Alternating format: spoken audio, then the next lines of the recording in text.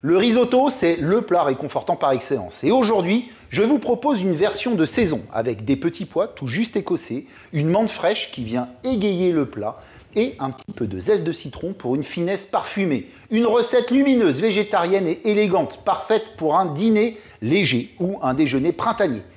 Ce que je vous propose, c'est que je vous montre tout. On va commencer par se chauffer, en fin de compte, une casserole d'eau bouillante. On va se mettre à 9 sur 10. L'idée, c'est de cuire nos petits pois. Donc, on va prendre à peu près 5 volumes d'eau pour un volume de petits pois, dans l'idée, d'accord? Ensuite, dans notre eau, quand elle va bouillir, on va venir ajouter notre sel. Le sel va ralentir l'ébullition. On attend que l'eau bout et après, on met le sel. Donc là, on attend que ça bout. On a notre gros sel qui est là. On mettra 10 grammes de sel par litre d'eau. Assez simple à retenir. Alors, les petits pois, il y a pas mal de choses à dire dessus. Ils font partie, avec les asperges, des premiers légumes du printemps.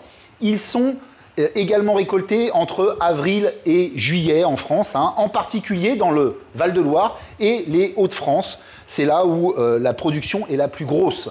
Ils ont été introduits en Europe, en France, depuis l'Asie mineure dès l'Antiquité. C'est au XVIIe siècle, si je me souviens bien, grâce à la cour du roi Louis XIV, qu'ils deviennent véritablement à la mode en cuisine. Si vous achetez des petits pois non écossais, c'est-à-dire les amis avec la gousse, il faut généralement multiplier par 3 la quantité brute pour obtenir la bonne quantité en petits pois écossais. Allez, exemple, parce que c'est plus simple. Là, aujourd'hui, il nous faut 120 grammes de petits pois écossais. Donc, si mes calculs sont bons, 360 grammes avec l'Écosse. Et après, bon, on s'amuse, on appelle du monde en cuisine et on écosse nos petits pois. Regardez, ici, mon eau, elle est presque en ébullition.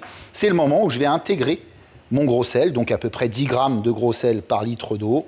Là, on sera bien. Vous voyez, dès que j'ai mis mon gros sel, ça a stoppé mon ébullition. C'est ce que je vous expliquais. Et là, ça va repartir en ébullition. Voilà. Donc, le sel ralentit l'ébullition. Allez, mon eau bout, je vais plonger mes petits pois dans l'eau bouillante. Alors là, ça dépend de la taille de vos petits pois. Donc, j'aime pas trop donner des temps sur les petits pois parce qu'il y en a des tout petits, il y en a des beaucoup plus gros. On va travailler au résultat. Par contre, ce qui est important, on a plongé nos petits pois dans une eau bouillante. Ensuite, on plongera nos petits pois dans une eau glacée. Et faire un choc thermique qui va fixer la chlorophylle. Ça va me fixer la couleur bien verte de mon petit pois. C'est ça que je cherche. Donc, ma refroidissante, elle est prête. Je la mets sur le côté. Ce que je vais faire en attendant, tout simplement, je vais commencer mes taillages pour mon risotto. Je vais commencer par l'ail. Je vais le fendre en deux, comme ceci. Et je vais venir enlever le germe. Voilà. Allez, je presse tout mon ail. Ensuite, je vais ciseler mon oignon. On le coupe en deux, comme ceci. Et on va mettre la racine côté opposé à la main qui tranche. Et on va faire des petites incisions tout le long, sans aller jusqu'à la racine. Vous voyez, regardez mon couteau, je l'arrête avant la racine, comme ceci. Ensuite, je désépaissis. Une fois, 2 fois, toujours sans aller jusqu'à la racine. Voilà, comme ceci. Et après, je n'ai plus qu'à ciseler mon oignon. Ail, oignon, ciselé. On va aller vérifier la cuisson de nos petits pois, parce que ça peut aller vite. On va en goûter un. On n'oublie pas que derrière, on va les intégrer dans notre risotto. Donc, ils vont recuire légèrement. Pour moi, c'est parfait. Alors, je prends ma refroidissante et je vais plonger directement mes petits pois dans ma refroidissante. Et là, si vous regardez bien, regardez-moi ce beau vert. Vous voyez, ça, c'est parce qu'on a fixé la chlorophylle. On change, on met notre poêle à la place sur notre feu. Et là, on va mettre notre feu à 8 sur 10. Directement, on se met un filet d'huile d'olive généreux. Donc là, on va se mettre, vous voyez, on tapisse le fond de notre poêle. Et là, directement dans mon huile, je vais venir intégrer mon ail.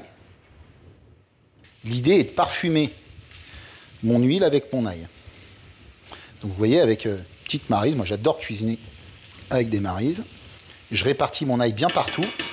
Et tout de suite, je vais venir intégrer mon oignon ciselé. Le but, c'est juste de rendre translucide notre oignon dans notre poêle. Et là, j'intègre mon riz. Alors, de préférence, un bon riz. Pour ceux, on favorisera bien évidemment un riz italien. Ça, c'est important. un riz rond italien. Alors, moi, ce que je vous conseille, c'est d'utiliser un riz Carnaroli ou de l'Arborio. Hein. C'est des variétés italiennes, à grains ronds, comme je vous disais, riches en amidon. Et ils vont garantir, en fin de compte, cette texture assez particulière, crémeuse, qui est très caractéristique du risotto. Ça, c'est important. On mélange bien. Et on va passer sur une étape primordiale sur le risotto, nacrer le riz. Alors, nacrer le riz, c'est une étape clé dans cette préparation, tout simplement pour deux choses. Elle consiste à faire revenir le riz quelques minutes dans un peu d'huile ou du beurre, hein, pour nos amis bretons et normands. Et le but, c'est pas de colorer notre riz. Hein. Il faut juste qu'il devienne translucide. Je vous montrerai tout à l'heure. Cette technique, comme je vous disais, elle a deux objectifs. Un, l'enrobage des grains. Elle va créer une fine pellicule autour de votre riz qui permet une cuisson plus lente du riz et plus maîtrisée. Parce que sinon, votre riz, il va se gorger d'eau et on n'aura pas cette texture un peu al dente en bouche à la fin. La deuxième raison, c'est on va libérer l'amidon du riz. Hein, on va crever un peu le riz, hein, c'est ce qu'on appelle, on appelle ça comme ça. Quand on faisait du riz au lait, ma grand-mère a dit « je vais crever le riz ». On fait un peu éclater la pellicule de riz, ça va libérer son amidon. En commençant à chauffer, votre grain, en fin de compte, il va ajouter à la préparation cet amidon et ça va se dissoudre lentement et il va vous apporter une texture un peu plus crémeuse à votre riz qui est assez caractéristique du risotto. Hein. Dans le risotto, en vérité, on ne met pas de crème, c'est cet amidon qui va donner cette texture. Sans nacrage, le risotto pourrait être en vérité moins fondant et avoir une cuisson moins maîtrisée, moins homogène. Voilà, c'est ça l'idée. Bon allez, on continue. Notre riz est en train de nacrer, vous voyez, tout doucement. Moi, j'ai mis mon feu, je l'ai baissé un petit peu. Je ne veux pas qu'il colore mon riz. Je veux juste qu'il nacre. Et là, on voit que le riz est nacré à quel moment? Quand vous allez prendre... Alors, à la caméra, ça va m'être très difficile de vous le montrer. Mais vous prenez votre riz dans votre main. À l'intérieur, vous allez voir encore au milieu un petit peu de blanc. Mais vous allez voir que le riz, il est quasiment devenu translucide. D'accord? Alors qu'au départ, il n'était pas du tout translucide, il était tout blanc, votre riz. Là, on voit qu'il est légèrement translucide. Donc on finit de le nacrer tranquillement. Cette étape-là, ne la squeezez pas. C'est la différence pour moi entre un risotto et un bon risotto. Là, moi, je vais remonter mon feu. Je vais me remettre à 8 sur 10. Et maintenant, on va venir intégrer, pour la première, le premier liquide qu'on va mettre, du vin blanc. Si vous ne consommez pas d'alcool, vous passez directement au bouillon. Donc là, on va faire vin blanc. On intègre le vin blanc dans notre poêle. Et ce vin blanc, en fin de compte, on va attendre qu'il réduise totalement. Donc lui, ce vin blanc, il va venir parfumer notre oignon. Et on retrouvera ce parfum dans nos oignons en fin de cuisson. Vous voyez, j'ai plus de liquide au fond de ma poêle. Donc là, je vais pouvoir maintenant commencer tranquillement à intégrer mon bouillon de volaille. Donc quand on intègre son bouillon de volaille, ce qui est important, c'est toujours de mouiller à hauteur. Hein, on ne va pas mettre 15 centilitres, enfin 1 cm au-dessus, on va juste se mettre à hauteur. Et à chaque fois, pendant la cuisson, on viendra réintégrer du bouillon. Et on va mélanger continuellement tout au long de la cuisson. Voilà, et là on attend que ça s'évapore. On a à peu près 18 minutes de cuisson. Hein, et on remet. À hauteur, toujours. Hein. Hop. En général, moi je mouille, en général à peu près, hein, 3 à 4 fois mon riz. Grand max. Voilà, là je commence à plus avoir de liquide. Hein. On le voit bien. Hein. Quand je mélange, on voit bien dans le fond de la poêle qu'on a de moins en moins de liquide. Donc c'est le moment où on va pouvoir en rajouter de nouveau. Pour la 3e fois, à hauteur. Voilà, il me restera un tout petit peu de bouillon encore. Respectez bien les quantités que je vous ai données, c'est les bonnes. Hein. Allez, là, pendant que ça remonte en température, on va s'occuper de râper notre parmesan. Alors, le parmesan, très important, hein, quand vous le râpez, il faut le râper le plus fin possible. C'est ce qui vous permettra d'avoir une belle liaison. Donc on se prend une microplane, c'est en général assez bien, et on le râpe le plus finement possible. Allez, en attendant, on va égoutter nos petits pois, nos jolis petits pois bien verts. Donc là, c'est l'étape avant de remettre du liquide où je vais déjà goûter mon riz, voir ce que ça donne. Parce qu'il se peut que j'ai besoin d'un peu moins de liquide. Ça, c'est important de vérifier. Moi, il manque encore de cuisson, hein, ça c'est certain, mais il a déjà un goût super sympa. Donc là, je vais venir intégrer la dernière partie de mon liquide. Superbe. Pendant que notre risotto finit sa cuisson, on va récupérer de la menthe. Ah oui, on s'est dit un petit risotto bien frais, bien sympa.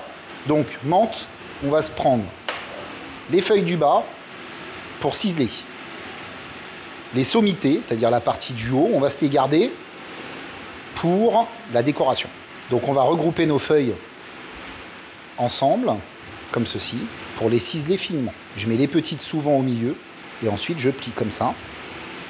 Et je vais venir couper en une fois avec mon couteau le plus fin possible.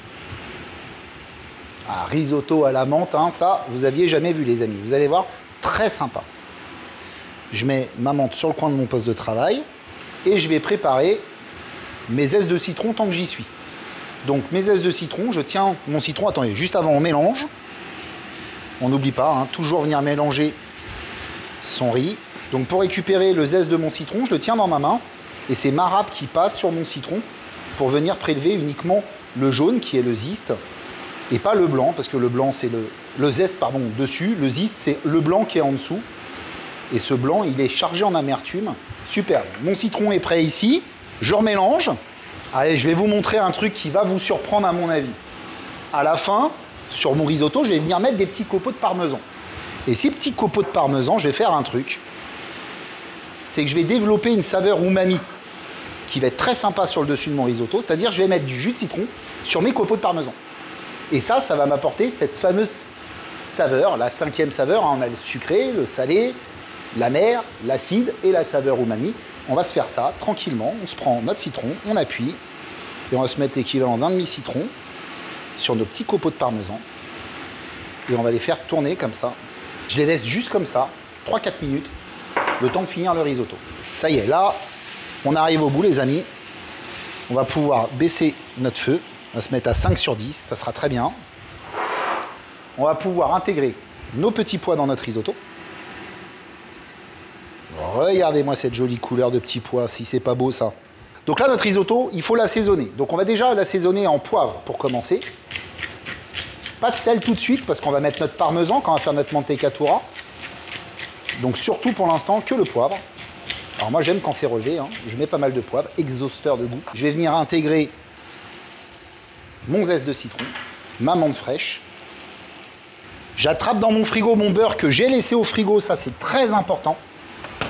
Beurre froid, hein, parce que là on va faire notre mantecatura, donc on le fait au beurre froid, très important. J'intègre mon beurre dans ma poêle. Avant, je vais juste mélanger un petit coup, parce que ça peut accrocher, là j'ai de moins en moins de liquide au fond. Voilà. Ah, les parfums là que j'ai, je peux vous assurer que c'est une dinguerie. Je mets mon morceau de beurre dedans glacé, et j'intègre également mon parmesan râpé finement. Et là, à partir de maintenant, je fais revenir. Je fais revenir sur lui-même. Vous entendez ce bruit? Là, ça s'appelle la mantecatura. Là, je suis en train de faire ma liaison. Et là, il va devenir crémeux. Là. De temps en temps, on peut revenir. Regardez. Et vous avez vu comment il est devenu crémeux, là? Là, on est au top. On stoppe le feu, surtout. Parce que sinon, on pourrait avoir des petites bouloches avec notre parmesan. Là, il nous reste quoi à faire, selon vous, les amis? Et bien goûter, parce qu'on n'a mis que du poivre pour l'instant. On va juste vérifier l'assaisonnement en sel. Une dinguerie. Pour moi, il est parfait. On sort du feu. Et là, mais le plus simplement du monde, hein, on vient se mettre dans notre assiette notre risotto. Pas besoin d'aller plus loin. Et vu, hein, on a du crémeux alors qu'on n'a pas mis un pet de crème. Hein. Nos petits copeaux de parmesan au citron. Une petite pluche de menthe. Voilà. Petit coup de poivre moulin. Et on finit par un petit filet d'huile d'olive. Voilà. Avec des plats comme ça, la Dolce Vita prend toute sa place, hein, je trouve. Notre risotto est prêt, il est onctueux. Hein, ça, on l'a vu au dressage. Les petits pois sont bien verts, ça aussi, on l'a vu au dressage. Regardez-moi ce plat magnifique. Il ne me reste plus qu'en fin de compte à plonger dedans. Donc on va se prendre le petit copeau de parmesan qui le fait bien. La petite bouchée parfaite, c'est parti. La cuisson, la texture est parfaite. Le citron donne du peps et les petits pois craque légèrement sous la dent avec nos grains de riz. C'est le genre de plat qui vous met le sourire, comme je dis souvent. Mais il est très très gourmand. Je suis Food Risotto.